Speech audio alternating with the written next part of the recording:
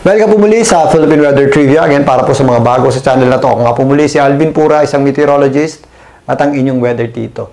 Ngayon, balikan natin itong bagyong Verbena na lumakas pa at isa ng tropical storm o nasa tropical storm category na po ito ng Pag-asa. Ito po ay may taglay na lakas na hangin na nasa 65 kilometers per hour malapit sa kanyang gitna at kung minsan may mga pagbugsong umaabot sa halos 80 kilometers per hour. Ito po ang bagyong si Verbena ay patuloy na kumikilos, pakanluran, hilagang kanluran, sa bilis na 20 kilometers per hour. Ito po ay nandito na sa Calamian Group of Islands at malapit po dito or nandito nga sa area ng Northern Mainland, Palawan. At maaaring mamayang madaling araw, ito po ay nandito na sa may West Philippine Sea at yan po ay inaasahan nating makalabas ng ating PAR bukas ng gabi or sa Thursday ng madaling araw. So narito po ang official forecast track ng Pag-asa sa bagyong Verbena na nasa tropical storm category na nga. At kung mapapansin nyo, lumaki po yung kanyang kulay dilaw o yung ating at least tropical storm winds. Ito po ay naglandfall nga kahapon, tanghali, dito po sa areas ng Surigao del Sur at gabi naman, kagabi. Yan po ay tumama dito sa Bohol. Madaling araw, tumawid po yan sa may areas ng Cebu at umaga naman, yan po ay nakatawid na dito sa Negros Islands, tumama po ng Guimaras at nakarating dito sa may Sulusi via southern portion ng Panay around tanghali po kanina. At kaninang hapon hanggang gabi, ito po ay dumaan dito sa mga area sa Cuyo Islands, dyan po sa Northern Palawan at kasalukuyan ngang nandito na sa hilagang bahagi ng Palawan, sa may area ng Calamian at patuloy na pong kumikilos patungo dito sa may areas ng West Philippine Sea. Again, ito po ay nasa tropical storm category na habang tumatawid dito sa areas na hilagang bahagi ng Palawan. Yan po ay posibleng makalabas nga ng ating PAR. Mabagal po yan bukas ng gabi hanggang hanggang Thursday ng madaling araw. At possible pa nga yan lumakas as a severe tropical storm. Dahil po sa pag-angat or pagtaas ng kategory nito, meron na po tayong mga areas na nakataas ang tropical cyclone wind signal number 2 ng Pag-asa. So, ang mga areas po sa Calamian, Group of Islands, kasama na po dyan ang hilagang bahagi ng Palawan. Nakataas po yung ating tropical cyclone wind signal number 2 dyan. Dyan po natin mararanasan yung pinakamalalakas na bugso ng hangin na directly associated dito po sa bagyong si Verbena. Samantala, meron tayong signal number 1 sa kalagitnaang portion ng Palawan, ilang bahagi ng Western Visayas, dito po sa Antique, dyan po sa may isla ng Panay, kasama po dyan ang malaking bahagi ng Mindoro, kasama na rin po dyan ang area ng Romblon. Again, mag-ingat po tayo sa malalakas na bugso ng hangin, particularly dun sa mga areas na malapit sa gitna ng bagyo. At if ever meron tayong mga malawakang thunderstorms, may kasama rin po yung malalakas na bugso ng hangin.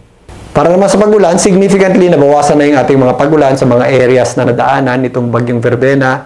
Ito pong hilagang bahagi ng Mindanao or ang malaking bahagi ng Mindanao, Eastern Visayas, itong central portion ng Visayas, ang Cebu at Bohol.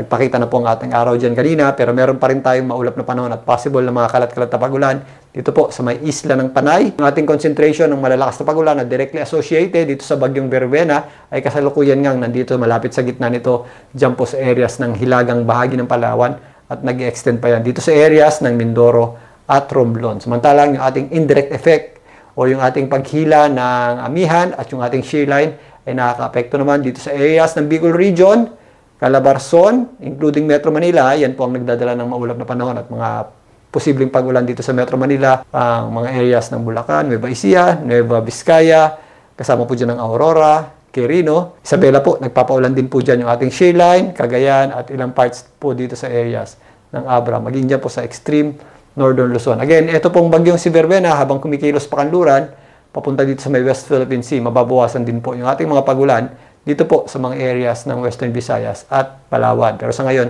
nandyan pa po yung ating malalakas na pagulan pero maaaring bukas, if makalayo na po yan, mababawasan po yung ating mga pagulan dyan. Ang maiiwan po na epekto nitong bagyong si Verbena ay yung ating shear line. Dahil indirect effect po yan, na kahit malayo po yung ating bagyo, yan po yung mga areas dito sa eastern section ng Northern Luzon na patuloy po na makakaranas ng pagulan mula bukas hanggang sa darating na Thursday. Kahit makalabas na po, ito pong bagyong Verbena.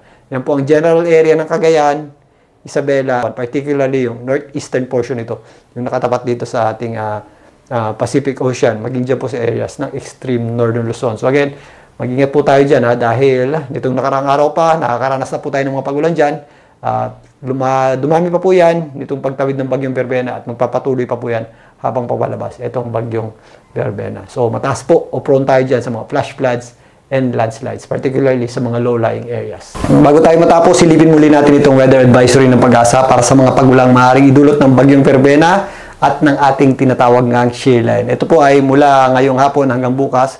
Again, makikita natin dito na concentrated na lamang po dito sa hilagang bahagi ng Palawan at Mimaropa, yung ating mga pagulan na directly associated sa Verbena, samantalang itong mga areas ng Calabarzon, lalong-lalo na ang Quezon, Bicol Region, Metro Manila, eastern portion ng Central Luzon, kasama dyan ang Aurora, at itong areas sa mga kabundukan ng Cordillera, Kalinga Mountain Province, Ifugao, Nueva Vizcaya, Quirino, at itong ang malaking portion ng Apayao, Cagayan, Isabela, at areas po ng extreme northern Luzon ay nakakaranas pa rin po ng mga pagulan dulot ng ating shear line. Pero again, mababawasan pa po yan bukas if nandito na po sa may West Philippine Sea at tuluyan na pong lumalayo ang bagyong Verbena. So narito naman po yung ating mga pagulan mula bukas hanggang sa darating na Thursday. Again, wala na po tayong mga significant na pagulan sa natitirang bahagi ng ating bansa. Mababawasan nga po ang epekto ng bagyong Verbena sa atin at yung ating shear line ay makaka-apekto pa rin po dito sa itaas na bahagi ng Luzon. Kasama po dyan ang areas ng Apayao, Cagayan. Yan po ay possible ng mga heavy at kuminsan intense rains.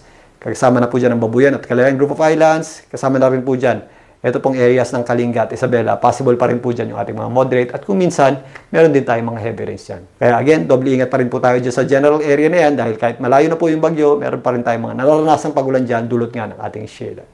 Yan po muna ang pagtalakay natin dito sa bagyong Verbena. Balikan natin yung bukas. Muli ako po ang inyong Weather Tito para sa Philippine Weather Trivia.